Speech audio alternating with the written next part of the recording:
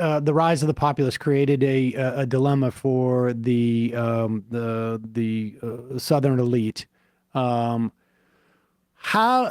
Because they were having trouble from what I know, particularly I think in the context of North Carolina, but probably, like, more broadly speaking, motivating voters who were enticed by the Populist Party, motivating them based on racism, because the Populist Party was, I guess, presumably educating them as to, like, hey, there's another sort of like lens in which you can sort of see what's going on here. You didn't lose your, you weren't kicked off this farm because of black people. You were kicked off the farm because of rich people. How did, like, and this is sort of part of, like, the counter-revolutionary movement. And we should say, like, I mean, the idea that we have this Union Army, the pressure to push them out of their job in essentially occupying the South, leaves them just standing around. And it's like, instead of turning their swords into plowshare, into plows, they're still swords. And so somebody's like, oh, we can use these. And we have this resource to essentially become imperialistic to our West and to our South. When we talk about Cuba, we talk about the Caribbean, and even Hawaii, I guess, at that point. What do these Southern elites deploy to turn the populists and sort of, I guess, mitigate their political threat? And then it feels like that whatever it is that they unleashed carries through into the 1920s, essentially. So, the graphs go in two different directions. At one point, you do have women's emancipation, at least in the context of the vote, but you also get this rising sort of racism. How do they do that? Yes, again, great questions right there. The populist movement is really important. They may not have been completely racial egalitarians in the South, but you're right, they had developed an economic critique of large planters and merchants in the South, including the railroads, and how they were squeezing out ordinary farmers. So it really takes off in the West and in the South. And they had really progressive ideas. I mean, they wanted to abolish the Electoral College. They wanted to give women the right to vote. They wanted the federal government to intervene in the economy, develop a kind of a collective system to make easy credit available to farmers. So their vision, their economic vision, would have really upended the plantation system, which was wringing poor white people and Black people dry. And they do win a measure of political power. And African Americans are organized in the Colored Farmers Alliance, their own alliance. They're organized in the Agricultural Wheel, which was particularly popular in Arkansas, which was basically agricultural workers who were predominantly Black. But they do manage to form a political alliance in North Carolina, as you mentioned. They form a fusion government that comes into power at the state and city level. Elsewhere in the South, even in the Deep South, the Knights of Labor and the Populists get together and present a bit of a challenge to this conservative, one-party, solid South democratic rule of planters and other political elites. So they are viewed as a complete threat. Eventually, of course, they are sort of incorporated within the Democratic Party by 1896, and that's pretty much the end of populism. But in North Carolina, the way that government is overthrown is, in fact, exactly using the tactics that Southern elites had earlier done to overthrow Reconstruction governments, which was, massive racial terror. The red shirts of South Carolina that had actually overthrown and at the head was Wade Hampton of many of these movements in South Carolina that overthrew the Reconstruction government in 1876, they come to North Carolina in the 1890s and they give them kind of lessons in political terrorism on how to get rid of these governments. And you mentioned the Wilmington Massacre of 1898 that took place in North Carolina. This was a city government, an interracial city government, There was a group of men, a mob, led by a Confederate officer. In fact, a street was named after him. It was taken down only after the George Floyd protests, who literally massacred hundreds of African Americans and destroyed the city government in a coup. Literally a coup, a political coup. And what's interesting about this Wilmington mob is that many of the men who constituted it were part of the Wilmington Light Infantry that had fought in the Spanish-American-Cuban War that same year. So you can see the connections between imperialism and the notion that somehow non-white people are unfit for self-government or for the rights of citizenship, a lesson they had learned, apparently, from overthrowing Reconstruction in the South, and then they disseminate throughout the Pacific and the Caribbean. And certainly at that point, the acquisition of Puerto Rico, but the brutal colonization of Philippines, which was very much like the Indian Wars, because no rules of warfare were implemented. You had awful torture. Waterboarding, for instance, was invented during the so-called pacification of the Philippines. And the very same generals that had conducted sort of uncivilized warfare against the native nations were doing this in the Philippines, massacres of civilians, and etc. So I think it's important to understand how all these things are linked. And I tried to do that in my book. It was a complicated story to tell, but I think one that was important to tell because too often American historians had seen all these developments as simply the growth of the nation state and the growth of the federal government during Reconstruction. Many historians before me who had tried to expand the boundaries of Reconstruction, like Richard White, etc., had made that argument. And I'm saying, no, this was a completely different project. And the reason why you have all this happening is precisely because Reconstruction failed or was overthrown, rather, and not because you have the growth of a powerful nation state that can suddenly do all these things. It had to be diverted from a particular progressive political project to a particularly reactionary one. And that's the only way one can understand the contestation during this period. And that's where I guess I want to move back to the North to talk about the liberal Republicans and the takeover, I guess, of that ideology with the Republican Party, how quickly that happened. Two, was there this kind of sense of like, okay, we diverted our expansionist resources to fight the Civil War. We were unable to fight, both the indigenous people to take their land and then also fight the Civil War. We couldn't do that on both fronts, right? And so it's time to get ours, right? It's time to get our money. It's time to expand. It's time to cash in. Was that part of it as well? Like this kind of sense that we've won the Civil War and now it's time to triple down on expanding and then even going, beyond the bounds of North America as well? Well, one could say that the Civil War was successful. It was won by the North. The peace, especially after the overthrow of Reconstruction, is won by the South.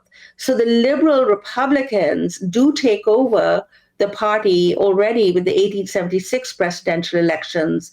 I call it, as Sam referred to earlier, the counter-revolution of 1876, because not only do the Southern interracial state governments fall, but Rutherford B. Hayes, who becomes president, appoints all these liberal Republicans to his cabinet, and he tells the federal troops in the South to stand down. He doesn't completely remove them, but he moves them back into their barracks, which basically means they're ineffectual in enforcing Black rights. And the only way the U.S. Army that had expanded a lot during the Civil War sort of retains somewhat of a larger presence is because it is then deployed in Indian warfare. But this is a very different project. It doesn't sort of stem seamlessly from deploying them in the South. In fact, by the end of Reconstruction, many Black Union soldiers have certainly been disbanded, and the level of the troop presence in the South has gone down dramatically. So all these things do happen, but it is not as if it's the same state doing the same with the same goals or the same people. The liberal Republicans have come into power. Conservative Democrats are constantly challenging federal laws in the South. There are some last attempts in the North to try and enforce election laws in the South, but they are defeated through a combination of conservative Republicans joining up with Democrats. So for free people, and for any progressive at that time, it's a pretty dismal situation.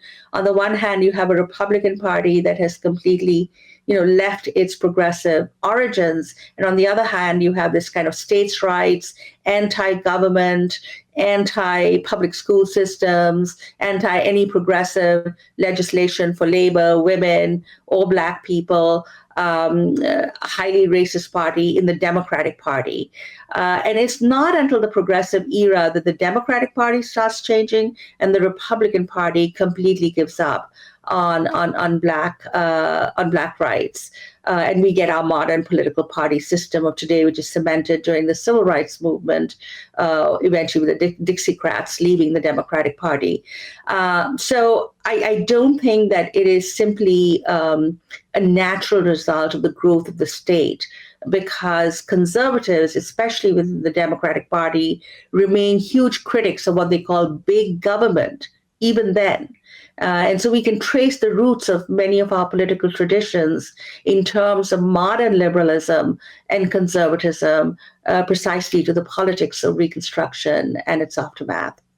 And to be clear, it feels like, the story of this is nature abhors a vacuum, and that as the federal troops go back into their barracks, essentially, it gives the opportunity for the rump, I guess, of whatever the Confederate movement was, both its sort of military wing and its moneyed wing, and the idea that they literally have to wage violent coups, or the existence of some violent coups present the threat in other places. Like they leverage it, it's like you only have to do it a couple of times before everybody gets the message as to what can happen to you and your family.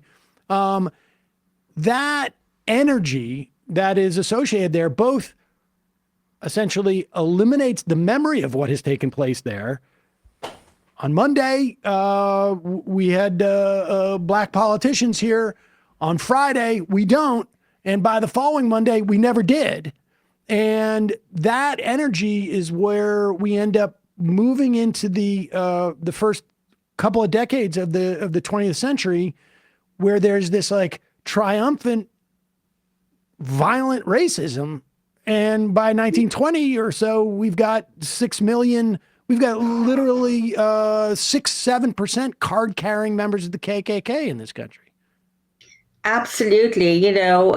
People forget that the South waged a form of guerrilla warfare immediately after the Civil War that they kind of don't give up on. They never accepted the results of the war. Why does Reconstruction succeed in places like Germany and Japan after the Second World War, but it doesn't in the South? Because for the most part, and most of them in those two countries had actually accepted the results of the defeat. The South never accepts defeat. It gets encouraged by the Johnson presidency.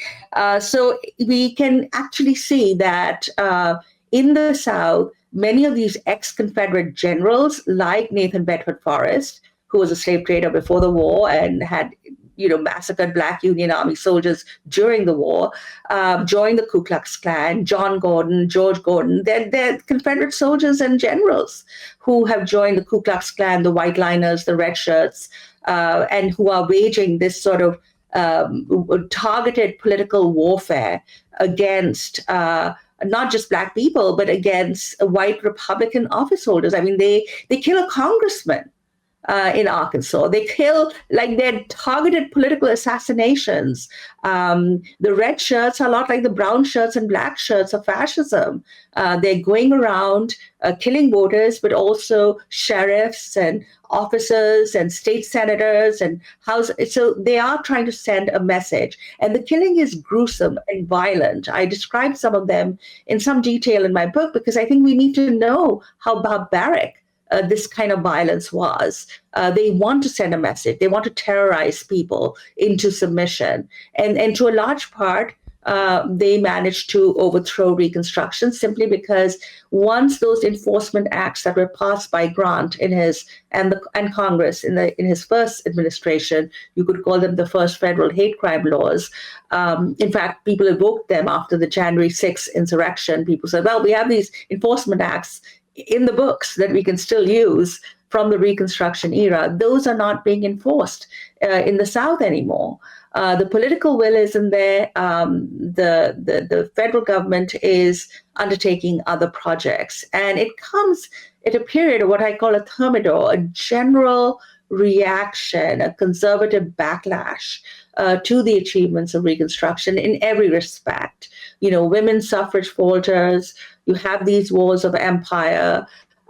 These troops are deployed not just against Native nations, but against labor to break up unions and strikes and to fire at them. Many governors in the North use Reconstruction era laws to ask for federal government intervention for law and order and literally put down and mow down striking workers. So this general reaction affects everyone, but it begins in the South. And this notion that somehow this is just a loss for Black freedom. No, the nadir in Black freedom is also the nadir in American democracy as a whole for this period. We could go on for a long, long time, but I want to just draw some parallels to this current era. I mean, I actually believe you could take the Supreme Court and, take the technology out of where they're working, and you could trace the Supreme Court in the late 19th century and the early 20th. I mean, through the first couple of decades of the the 20th century, do an outline and almost like just lay it perfectly on top of where the Supreme Court is today. And we're just on the verge. I mean, a new Lochner era as well. But in terms of like their first assault was on voting rights and trying to roll back, the expansion of voting rights that take place in the wake of the Civil War was then met with the Supreme Court like, well, maybe we can lose some year, we can lose some. What else do you see in the context of like sort of the broader sort of political currents that is similar to that era, and where does it tell us as to where we might be going? That's a brilliant question because, you could do an exact map on the awful role that the Supreme Court plays in sort of kneecapping American democracy during the post-Reconstruction era and today.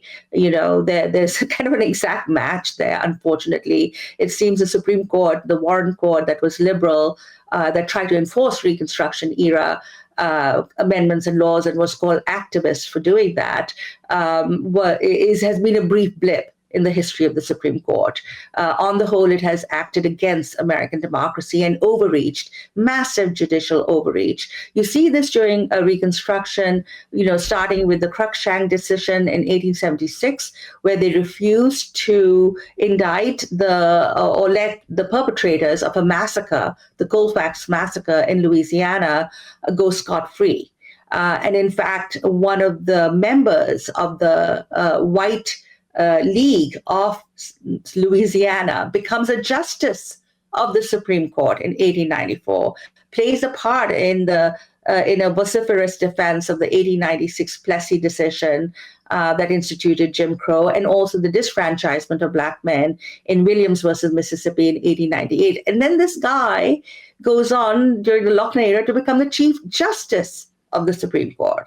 So you can imagine how awful this court was. They also misinterpreted the 14th Amendment that protected the rights of freed people to say that it was protecting the rights of corporations against regulation. This is where we get corporations are people. And even though corporations did have a legal personhood before this, by this time they become out of reach of state and federal government regulation. It's not until the Progressive Era, New Deal, that we're able to overturn that a little bit.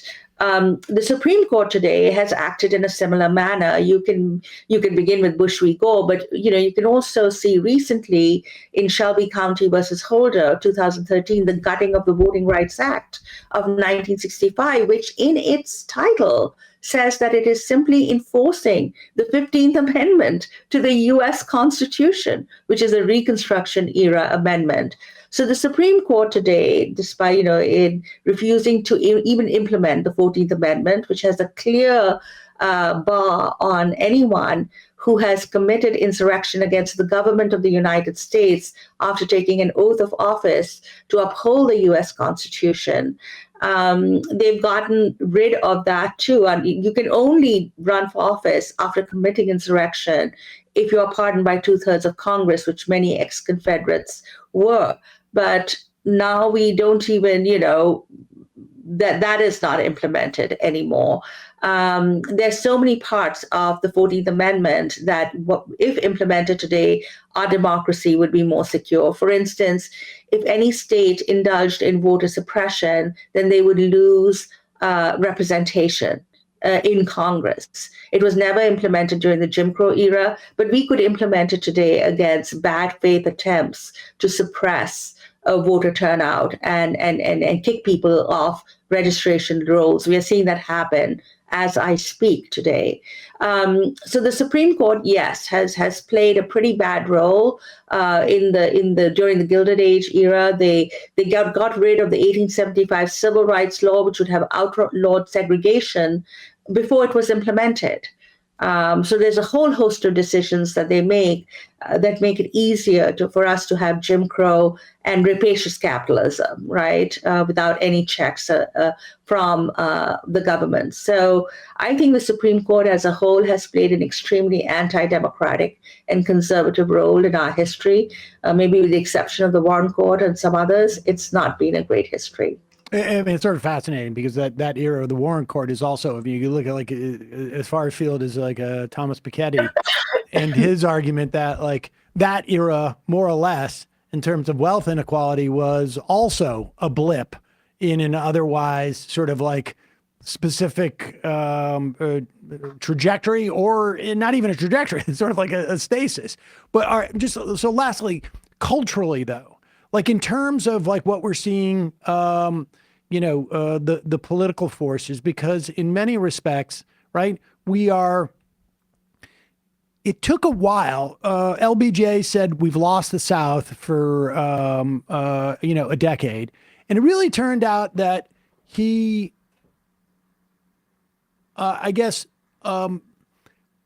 was almost too generous in his assumption as to how quickly the people of the South would realize what the Democratic Party had done. I mean, there's I cite this all the time. It was in a book, and it wasn't Sides, although he wrote a book with this professor who had found the statistic that in 2008, half of non-college educated whites believed the Republican Party was to the left of Democrats on race as late as 2008. And it was Barack Obama shows up and they're like, oh, wait a second, what's going on here? And it feels like the elites are doing the same thing they did in many respects as a way of sort of mitigating the populists at that time, which is let's activate race as a mechanism of completely obscuring class in this context. Although, Vance comes in and talks a little bit of that game, but you can afford to do that now because you can't really follow, I think, for your average person, oh, this guy's for workers' rights and for this, that, but votes against them. You can get away with some of that stuff in a way that Today, maybe there are eras where you couldn't as well. But where are we in that trajectory? Are we in the counter-revolution now? And what does that say about where we might be headed, with all understanding that's outside the portfolio of a historian? No, this is something that really interests me, and that, students often ask me, this partisan realignment that takes place, starting with the New Deal, I would say, where African Americans slowly, and the great migrations to northern cities, they start moving towards the Democratic Party. And it really comes together with the civil rights movement, when the Democratic Party under Johnson formally comes behind the Voting Rights Act, the Civil Rights Act. This is something that does sort of initiate the change, the flipping of the two parties ideologically. And this continues, of course, because the Republican Party, beginning with sort of Nixon's Southern strategy, but also Reagan, going to Philadelphia, Mississippi, going to Bitburg in Germany, makes it quite clear that their position on race is not the same as the party of Lincoln was in the 19th century. They always evoke Lincoln, but what they stand for today is pretty much the opposite. And their base today is pretty much in the ex-Confederate states and in some of the more red Western states. So I would say really that we are in a similar position, where in the South, it's kind of difficult to say that, we've had this sort of solid South during the Jim Crow era, and now we have it's solidly red Republican. There are inroads being made, but there's so much bad faith, and they've sort of become experts at voter suppression and gerrymandering and suppressing the electoral process as a whole. So there's, parts in the South where there are no, there's just like a one-party system. There is no there's no competition in certain counties and districts in Louisiana or Mississippi or Alabama. These people are running unopposed, and they can say and do the weirdest stuff. You have people like Clay Higgins, who is a representative from Louisiana, who was not deemed unfit to even serve in the sheriff's office in Opelousas Voted County. for David Duke. Speaking of the Ku Klux Klan and the percentage of membership back during Reconstruction. Absolutely. And Opelousas, by the way, was the site of a Reconstruction massacre, too. So these histories are very much interconnected. And I think now the Republicans in the South particularly have developed voter suppression as a fine art. And even in some states like in Arizona, in Oklahoma, they're trying all kinds of dirty tricks that Southerners had perfected during the era of disfranchisement and segregation. And it's a continuation of that. It's a continuation of those. But I would say, maybe we are at that moment where the Supreme Court's behaving like that. The Republican Party today is certainly behaving the way the Democratic Party did in the late 19th century. But the good news here, because I'm, I guess, a perennial optimist, is that we are aware of that, and that we are fighting against it. The dice is loaded in the South in many respects, but if we can crack some of those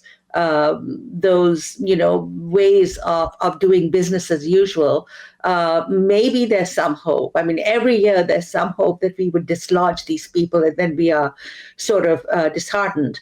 In terms of just the misinformation, and people like Vance can get up and say, I represent the blue collar white working class, when he's anti-union, voting against any worker protections, etc., has been a venture capitalist, is bankrolled by venture capitalists. That kind of disinformation that Republicans have perfected today through their own right-wing, news channels, TV, through social media, influencers and YouTube and TikTok, whatever. That's a real danger, and that's a modern thing. In the South, the segregationists had all the white newspapers in their side, and today we have that in terms of the internet. I do think, though, that this is a battle that we have to fight. We often think of the Republican Party as somehow today, despite its very pro-billionaire and pro-corporate policies, is somehow representing this non-college educated white working class, especially white working class men who feel that they have been left behind. But actually, I think a lot of these people tend to be fairly well-off suburban whites too.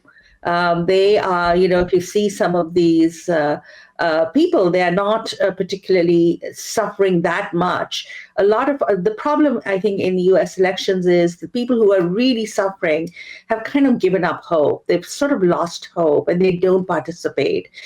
In the 2020 presidential elections, we had a 60% participation, but normally the participation is 30-40%. We make it difficult for poor people to vote, for working class people to vote. There's no holiday. It's not on a Sunday. No advanced democracy does this. We shut off polling booths in cities. We make people stand in line for 6 hours to vote or take a day off from work, which poor people can ill afford to do. We just make it difficult for them to vote. So I am very careful when I talk about who these people, they're appealing to this sort of group of people who are going to vote Republican, as Trump said, no matter what they do. He can shoot a man on Fifth Avenue and they will still vote for him. I think those people are at this point unreachable, and to fight for those people is just, but I think we really do have to activate people who have lost hope in politics and get back to even our 19th century rates of voting, which was much higher. And now we have a much vaster, a more diverse electorate. We have women. We have this guy in North Carolina who thinks women shouldn't vote. I mean, these people are genuine reactionaries, besides being rather weird in every respect. I think that's our hope. I really think there is, like the Populist did, try to create a interracial working class alliance. And I think the Harris-Walz campaign is aiming to do that. But again, a hard nut to crack because of these advantages that Republicans have built in for themselves in these incredibly gerrymandered, voter-suppressed states. Manisha Sinha, chair in American history at the University of Connecticut, author of The Rise and Fall of the Second American Republic, Reconstruction, 1860 to 1920. Thanks so much for your time today. We'll put a link to that book at majority.fm and in the podcast and YouTube description. Really appreciate your time. Thank you so much for having me. Thanks so much. Thank you. Hey, folks, don't forget to hit the subscribe button and check out our daily show. We do it every day at 12 p.m. Eastern for about 2.5 hours. We even take phone calls. You should check that out.